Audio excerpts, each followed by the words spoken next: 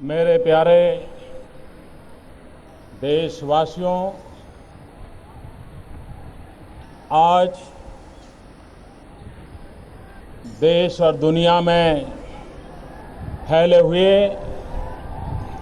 सभी हिंदुस्तानी आज़ादी का पर्व मना रहे हैं। इस आज़ादी के पावन पर्व पर प्यारे देशवासियों को भारत के प्रधान सेवक की अनेक अनेक शुभकामनाएं।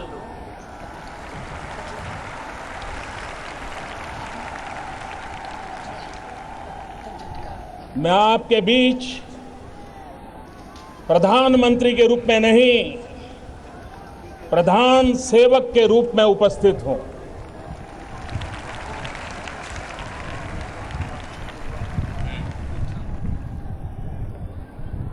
देश के आजादी का जंग कितने वर्षों तक लड़ा गया, कितनी पीढ़ियां खप गई, अनगिनत लोगों ने बलिदान दिए, जवानी खपा दी, जेल में जिंदगी गुजार दी। देश की आजादी के लिए मर मिटने वाले, समर्पित उन सभी आजादी के सिपाहियों को मैं शत शत वंदन करता हूं, नमन करता हूं।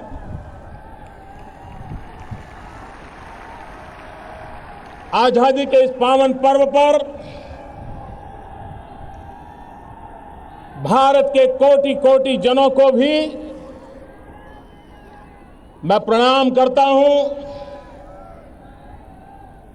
और आजादी के जंग के लिए जिन्होंने कुर्बानियां दी, उनका पुण्य स्मरण करते हुए हम आजादी के इस पावन पर्व पर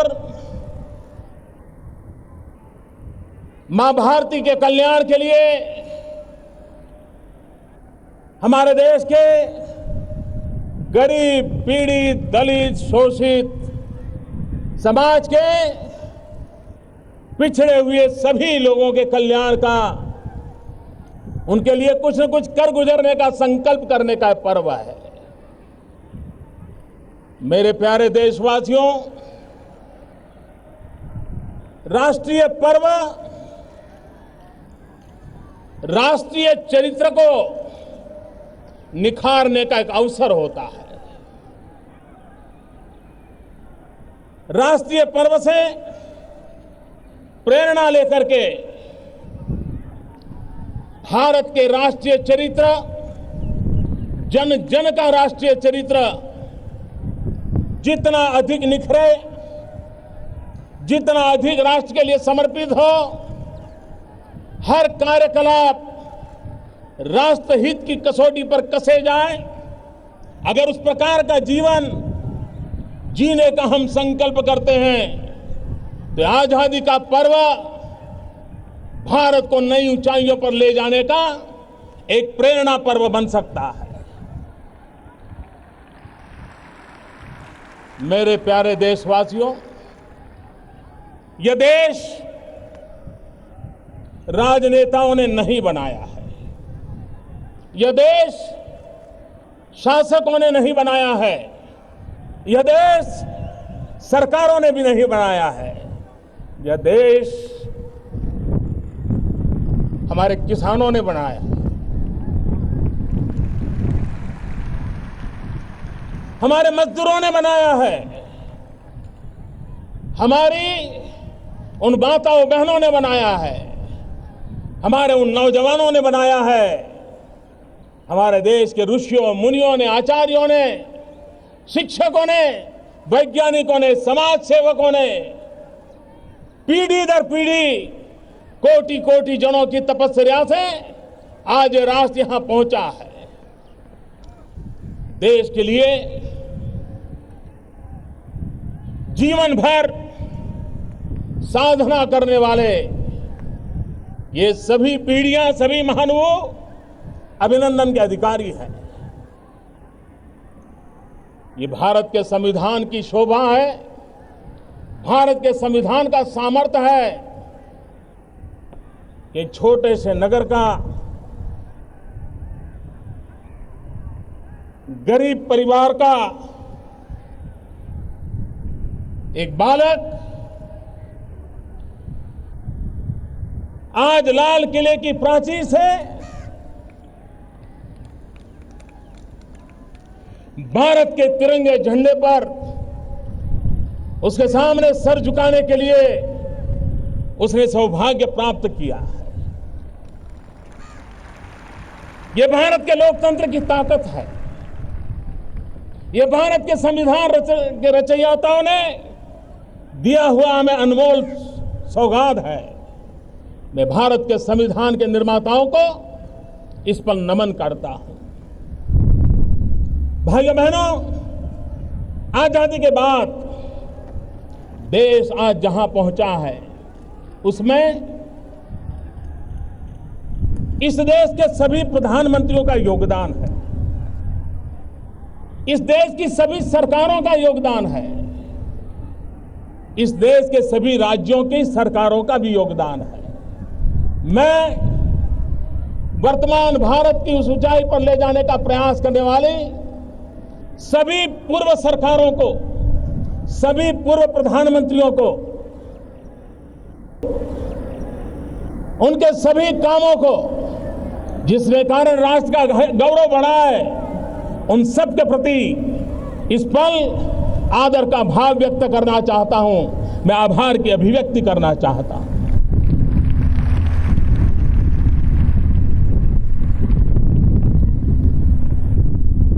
यह देश पुरातन सांस्कृतिक धरोहर की उस नींव पर खड़ा है जहां पर वेद काल में हमें एक ही मंत्र सुनाया जाता है जो हमारी कार्य संस्कृति का परिचय है। हम सीखते आए हैं, पुण्य स्मरण करते आए हैं। संगच्छध्वम संवद्धम संवो मनासी जानताम। हम साथ चले, मिलके चले, मिलके सोचे, मिलके संकल्प करें और मिलकर के हम देश को आगे बढ़ाएं। इस मूल मंत्र को लेकर के 125 करोड़ देशवासियों ने देश को आगे बढ़ाना है। कल ही नई सरकार के प्रथम संसद के सत्र का समापन हुआ। मैं आज गर्व से कहता हूं कि संसद का सत्र हमारी सोच की पहचान है, हमारे इरादों की अभिव्यक्ति है। हम बहुमति के बल पर चलने वाले लोग नहीं हैं। हम बहुमति के बल पर आगे बढ़ना नहीं चाहते हैं। हम सहमति की मजबूत धरातल पर आगे बढ़ना चाहते हैं। संगच्छध्वम। और इसलिए इस पूरे संसद के कार्यकाल को देश ने देखा होगा, सभी दलों का साथ लेकर के, विपक्ष को जोड़ करके, कंधे से कंधा मिलाकर के चलने में हमें अभूतपूर्व सफलता मिली है। और उसका यश सिर्फ प्रधानमंत्री को नहीं जाता है, उसका यश सिर्फ सरकार में बैठे हुए लोगों को नहीं जाता है, उसका यश प्रतिपक्ष को भी जाता है, प्रतिपक्ष के सभी नेताओं को भी जाता है, प्रतिपक्ष के सभी सांसदों को भी जाता है। और लाल किले की प्राचीर से गर्व के साथ मैं इन सभी सांसदों का अभिवादन करता हूं, सभी राजनीतिक दलों का भी अभिवादन करता हूं, जहां सहमति की मजबूत धरातल पर हम राष्ट्र को आगे ले जाने के महत्वपूर्ण निर्णयों कर करके हमने संसद का कल सत्र का समापन किया है। भाइयों बहनों, मैं दिल्ली के लिए आउटसाइडर हूं। मैं दिल्ली की दुनिया का इंसान नहीं, मैं यहाँ के राजकाज को भी नहीं जानता हूँ। यहाँ की एलिट क्लास से तो मैं बहुत अछूता रहा हूँ, लेकिन एक बाहर के व्यक्ति ने, एक आउटसाइडर ने दिल्ली आकर के पिछले 2 महीने में एक इनसाइडर व्यू लिया तो मैं चौंक गया। ये मंच राजनीति का नहीं है, राष्ट्रनीति का मंच है, और इसलिए मेरी बात को राजनीति के तराजू से न तोला जाए। मैंने पहले ही कहा है, मैं सभी पूर्व प्रधानमंत्री, पूर्व सरकारों का अभिवादन करता हूं जिन्होंने देश को यहां तक पहुंचाया है। मैं बात कुछ और करने जा रहा हूं, और इसलिए इसको राजनीति के तराजू से न तोला जाए। मैंने जब दिल्ली आकर के एक इनसाइडर व्यू देखा तो मैंने अनुभव किया, मैं चौंक गया। ऐसा लगा जैसे एक सरकार के अंदर भी दर्जनों अलग अलग सरकारें चल रही है, हर एक की जैसे अपनी अपनी जागीरें बनी हुई हैं। मुझे बिखराव नजर आया, मुझे टकराव नजर आया। एक डिपार्टमेंट दूसरे डिपार्टमेंट से भीड़ रहा है, और यहां तक भीड़ रहा है कि सुप्रीम कोर्ट के दरवाजे खटखटा करके एक ही सरकार के 2 डिपार्टमेंट आपस में लड़ाई लड़ रहे हैं। ये बिखराव, ये टकराव, एक ही देश के लोग हम देश को कैसे आगे बढ़ा सकते हैं। और इसलिए मैंने कोशिश प्रारंभ की है उन दीवारों को गिराने की। मैंने कोशिश प्रारंभ की है, सरकार एक असेंबल एंटिटी नहीं बट एक ऑर्गेनिक यूनिटी बने, ऑर्गेनिक एंटिटी बने। एक रस हो सरकार, एक लक्ष्य, एक मन, एक दिशा, एक गति, एक मति। इस मुकाम पर हम देश को चलाने का संकल्प करें, हम चल सकते हैं। आपने कुछ दिन पहले, इन दिनों अखबारों में चर्चा चलती है कि मोदी जी की सरकार आ गई, अफसर लोग समय पर सरकार ऑफिस जाते हैं, समय पर ऑफिस खुल जाती है, लोग पहुंच जाते हैं। मैं देख रहा था हिंदुस्तान के नेशनल न्यूज़पेपर कहे जाए, टीवी मीडिया कहा जाए, ये प्रमुख रूप से खबरें छप रही थी। सरकार के मुखिया के नाते तो मुझे आनंद आ सकता है कि देखो भाई, सब समय पे चलना शुरू होगा, सफाई होने लगी। लेकिन मुझे आनंद नहीं आ रहा था, मुझे पीड़ा हो रही थी। वो बात मैं आज पब्लिकली कहना चाहता हूं, इसलिए कहना चाहता हूं, क्या इस देश में सरकारी अफसर समय पर दफ्तर जाएं, ये कोई न्यूज होती है क्या? और अगर वो न्यूज बनती है तो हम कितने नीचे गए हैं, कितने गिरे हैं, इसका वो सबूत बन जाती है। और इसलिए भाइयों बहनों, सरकारें कैसे चली हैं, आज वैश्विक स्पर्धा में कोटि कोटि भारतीयों के सपनों को साकार करना होगा, तो ये होती है, चलती है से देश नहीं चल सकता है।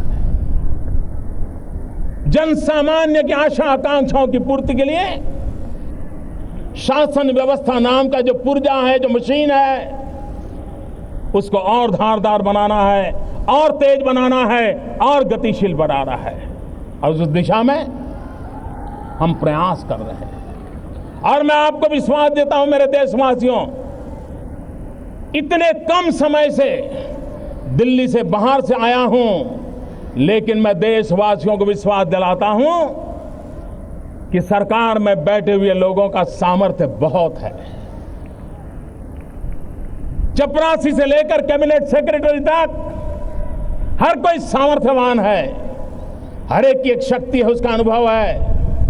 मैं उन शक्ति को जगाना चाहता हूं, मैं उस शक्ति को जोड़ना चाहता हूं, और उस शक्ति के माध्यम से राष्ट्र कल्याण की गति को तेज करना चाहता हूं और मैं करके रहूंगा।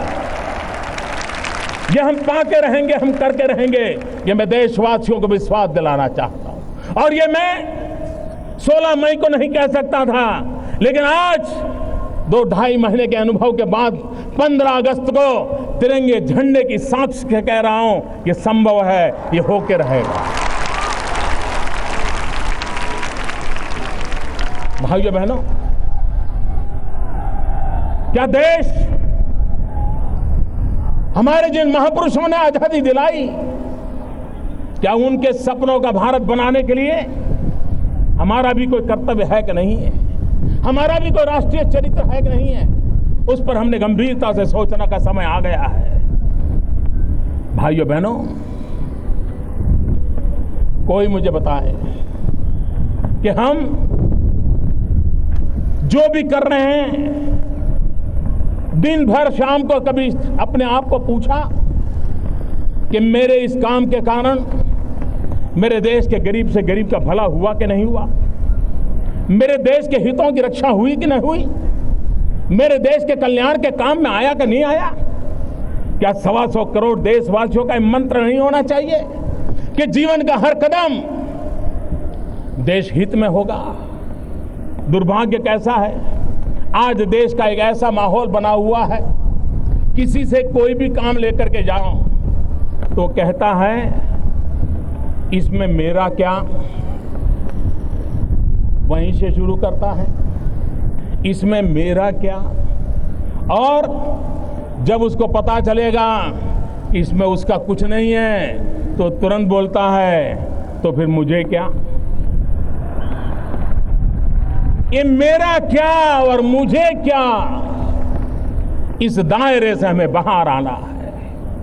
हर चीज अपने लिए नहीं होती है, कुछ चीजें देश के लिए भी हुआ करती है। और इसलिए हमारे राष्ट्रीय चरित्र को हमने निखारना है। मेरा क्या, मुझे क्या, उससे ऊपर उठ करके देश हित के हर काम के लिए मैं आया हूं, मैं आगे हूं, ये भाव हमें जगाना है। भाइयों बहनों, आज जब हम बलात्कार की घटनाओं की खबरें सुनते हैं, हमारा माथा शर्म से झुक जाता है। लोग अलग अलग तर्क देते हैं, हर कोई मनोवैज्ञानिक बनकर के अपने बयान देता है, लेकिन भाइयों बहनों, मैं आज इस मंच से मैं उन माताओं और उनके पिताओं से पूछना चाहता हूं, हर मां बाप से पूछना चाहता हूं कि आपके घर में बेटी 10 साल की होती है, 12 साल की होती है, मां और बाप चौकन्ने रहते, हर बार पूछते हैं कहां जा रही हो, कब आओगी, पहुंचने के बाद फोन करना। बेटी को तो सैकड़ों सवाल मां बाप पूछते हैं, लेकिन क्या कभी मां बाप ने अपने बेटे को पूछने की हिम्मत की है?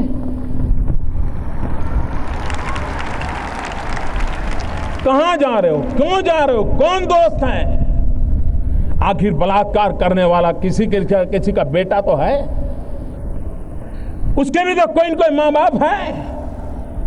क्या मां बाप के नाते हमने अपने बेटे को पूछा कि तुम क्या कर रहे हो, कहां जा रहे हो? अगर हाँ, मां बाप तय करें कि हमने बेटियों पे जितने बंधन डाले हैं, कभी बेटों पर भी डाल करके देखो तो सही, उसे कभी पूछो तो सही। भाइयों बहनों, कानून अपना काम करेगा, कठोरता से करेगा, लेकिन समाज के नाते भी, हर मां बाप के नाते हमारा दायित्व है। कोई मुझे कहे, ये जो बंदूक कंधे पर उठा करके निर्दोषों के मौत की घाट उतारने वाले लोग, कोई माओवादी होंगे, कोई आतंकवादी होंगे, वो किसी न किसी का तो बेटे हैं। मैं उन मां बाप से पूछना चाहता हूं, क्या आपके बेटे से कभी इस रास्ते पर जाने से पहले पूछा था कभी आपने? हर मां बाप जिम्मेवारी ले। इस गलत रास्ते पर ले गया हुआ आपका बेटा निर्दोषों की जान लेने के पर उतारू है।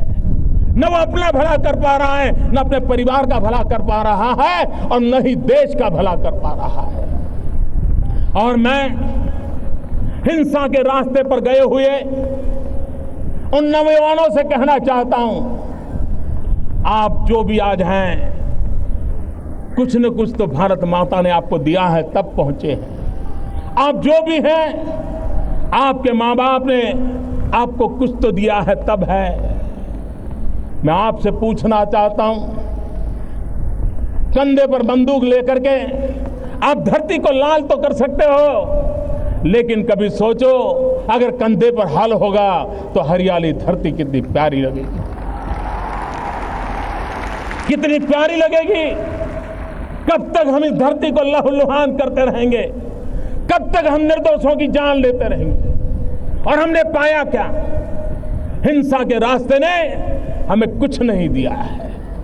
भाइयों बहनों, मैं पिछले दिनों नेपाल गया था। नेपाल में मैंने सार्वजनिक रूप से पूरे विश्व के आकर्षण करने वाली एक बात कही थी।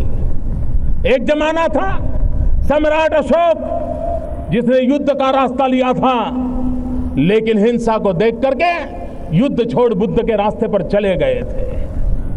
मैं देख रहा हूं कि नेपाल में कोई एक समय था जब नौजवान रास्ते हिंसा के चल पड़े थे, लेकिन आज वही नौजवान संविधान की प्रतीक्षा कर रहे हैं। उन्हीं के साथ जुड़े लोग संविधान के निर्माण में लगे हैं। और मैंने कहा था, शस्त्र छोड़ करके शास्त्र के रास्ते पर चलने का अगर नेपाल एक उत्तम उदाहरण देता है, तो विश्व के हिंसा के रास्ते पर गए हुए नौजवानों को वापिस आने की प्रेरणा दे सकता है। भाइयों बहनों, बुद्ध की भूमि नेपाल अगर संदेश दे सकती है, तो क्या भारत की भूमि दुनिया को संदेश नहीं दे सकती है?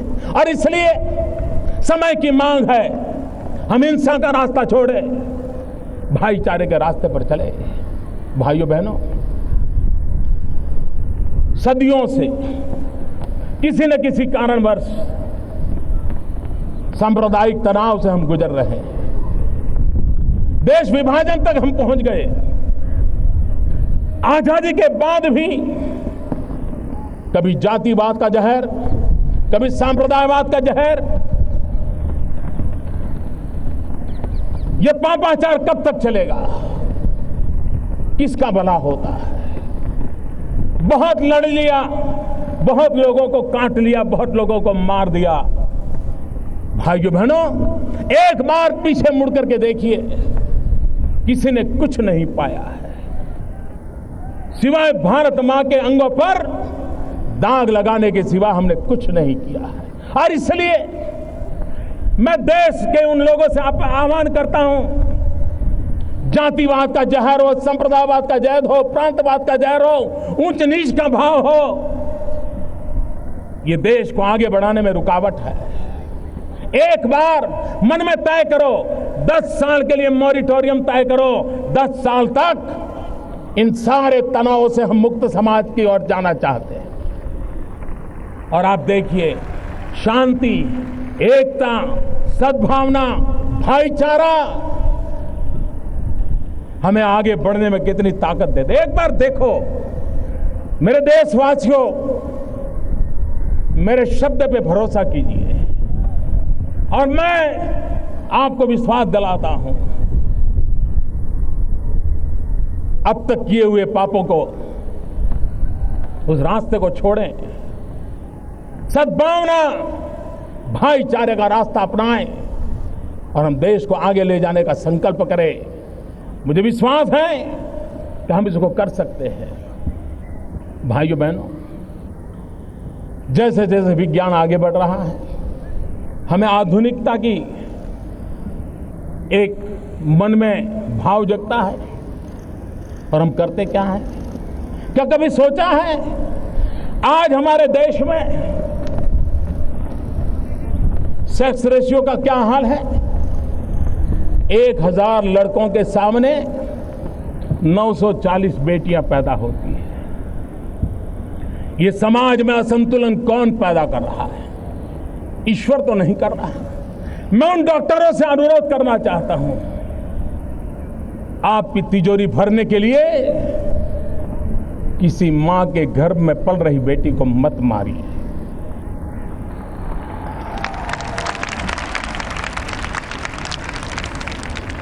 मैं उन माताओं बहनों को कहता हूं कि आप बेटे की आश में बेटियों को बलि मत चढ़ाइए। कभी कभी मां बाप को लगता है बेटा होगा तो बुढ़ापे में काम आएगा।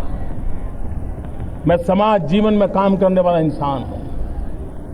मैंने ऐसे परिवार देखे हैं, 5 बेटे हो, 5 के 5 बंगले हो, घर में 10-10 गाड़ियां हो, लेकिन बूढ़ा मां बाप ओल्ड एज होम में रहते हैं, वृद्धाश्रम में रहते हैं। ऐसे परिवार मैंने देखे, और ऐसे परिवार भी देखे हैं जहां अकेली बेटी हो, संतान के रूप में वो बेटी अपने सपनों को बलि चढ़ाती है, शादी नहीं करती और बूढ़े मां बाप की सेवा के लिए अपने जीवन को खपा देती है।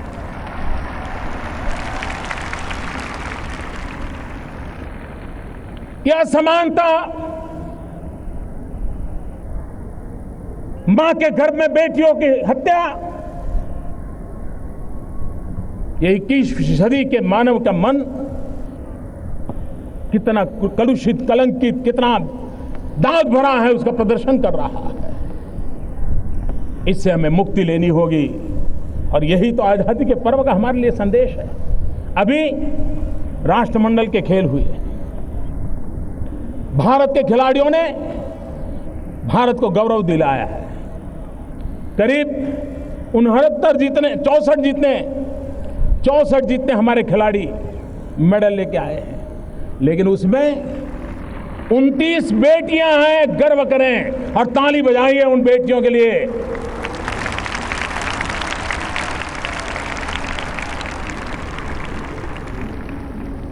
भारत की आन बान शान में हमारी बेटियों का भी योगदान है।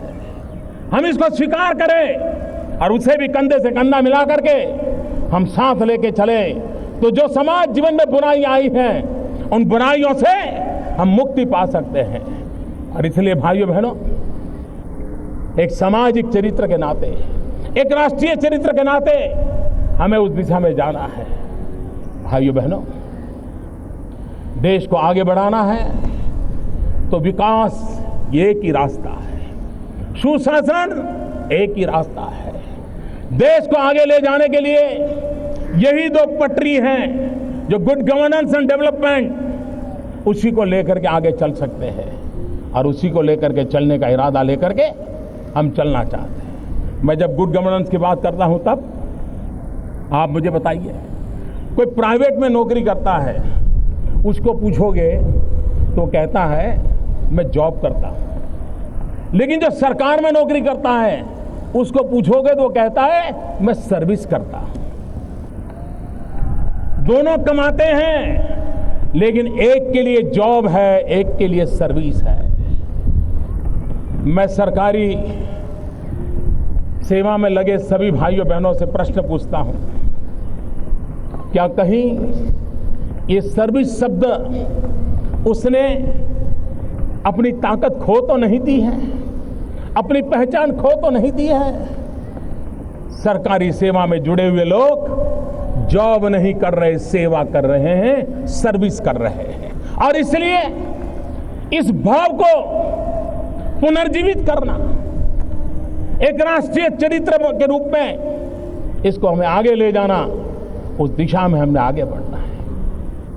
भाइयों बहनों,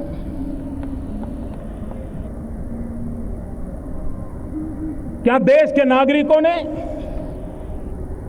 राष्ट्र के कल्याण के लिए कदम उठाना चाहिए कि नहीं उठाना चाहिए? आप कल्पना कीजिए, 125 करोड़ देशवासी एक कदम चले तो ये देश 125 करोड़ कदम आगे चला जाएगा।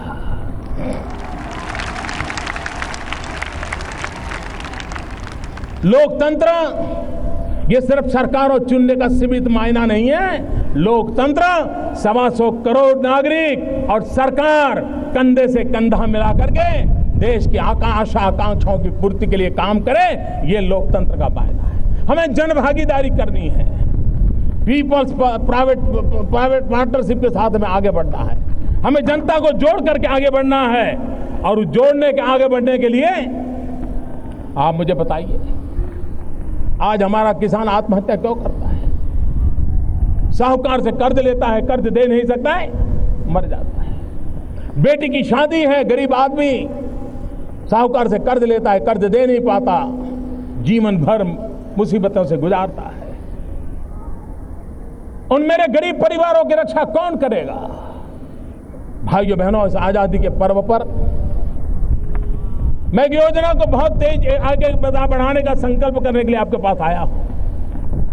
एक प्रधानमंत्री जन धन योजना, इस प्रधानमंत्री जन धन योजना के माध्यम से हम देश के गरीब से गरीब लोगों को बैंक अकाउंट की सुविधा से जोड़ना चाहते हैं।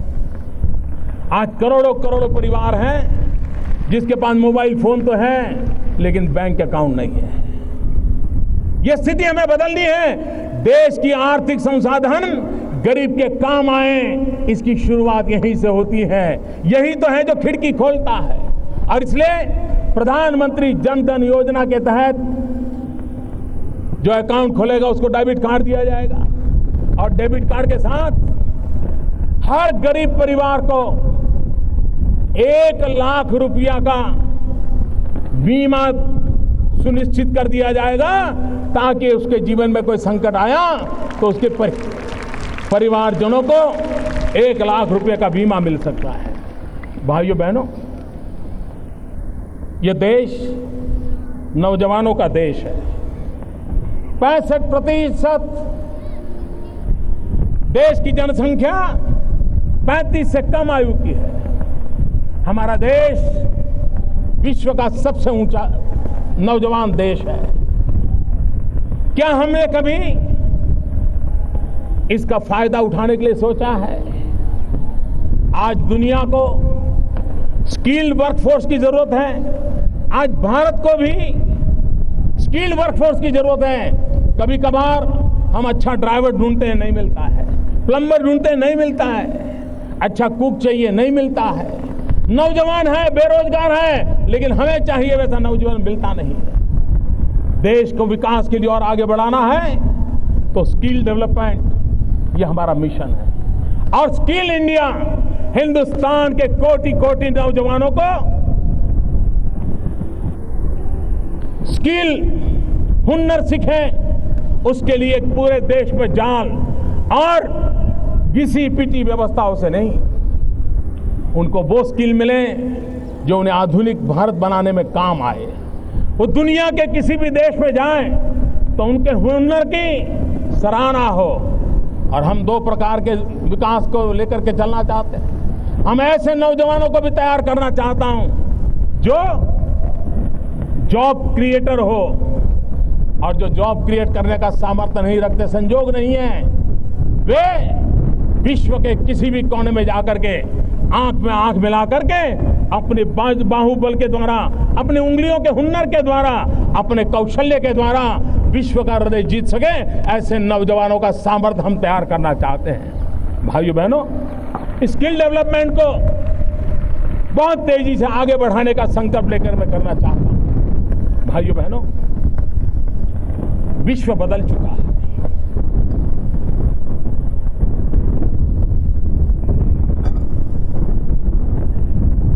मेरे प्यारे देशवासियों, विश्व बदल चुका है। अब भारत अलग थलग, अकेला या एक कोने में बैठकर अपना भविष्य तय नहीं कर सकता। विश्व की आर्थिक व्यवस्थाएं बदल चुकी हैं, और इसलिए हम लोगों को भी उसी रूप में सोचना होगा। सरकार ने अभी कई फैसले लिए हैं, बजट में कुछ घोषणाएं की हैं, और मैं विश्व को आह्वान करता हूं, विश्व में पहुंचे हुए भारतवासियों को भी आह्वान करता हूं। आज अगर हमें नौजवानों को ज्यादा से ज्यादा रोजगार देना है तो हमें मैन्युफैक्चरिंग सेक्टर को बढ़ावा देना पड़ेगा। इंपोर्ट एक्सपोर्ट की जो स्थिति है उसको संतुलन पैदा करना हो तो हमें मैन्युफैक्चरिंग सेक्टर पर बल देना होगा। हमारे नौजवानों की जो विधा है, सामर्थ्य है, उसको अगर काम में लाना है तो हमें मैन्युफैक्चरिंग की ओर जाना पड़ेगा। और इसके लिए हिंदुस्तान की भी पूरी ताकत लगे, लेकिन विश्व की शक्तियों को भी हम निमंत्रण देते हैं। और इसलिए मैं आज लाल किले की प्राचीर से विश्व भर में लोगों से कहना चाहता हूं, कम मेक इन इंडिया, आइए हिंदुस्तान में निर्माण कीजिए। दुनिया के किसी भी देश में जाकर के बेचिए, लेकिन निर्माण यहां कीजिए, मैन्युफैक्चर यहां कीजिए। हमारे पास स्किल है, टैलेंट है, डिसिप्लिन है, कुछ कर गुजरने का इरादा है। हम विश्व को एक सानुकूल अवसर देना चाहते हैं कि आइए कम मेक इन इंडिया, और हम विश्व को कहें इलेक्ट्रिकल से लेकर के इलेक्ट्रॉनिक तक come make in India, chemicals के लेकर के फार्मास्यूटिकल तक come make in India, automobile से लेकर के एग्रो वैल्यू एडिशन तक come make in India, paper हो या plastic come make in India, some satellite हो या submarine come make in India. ताकत है हमारे देश में।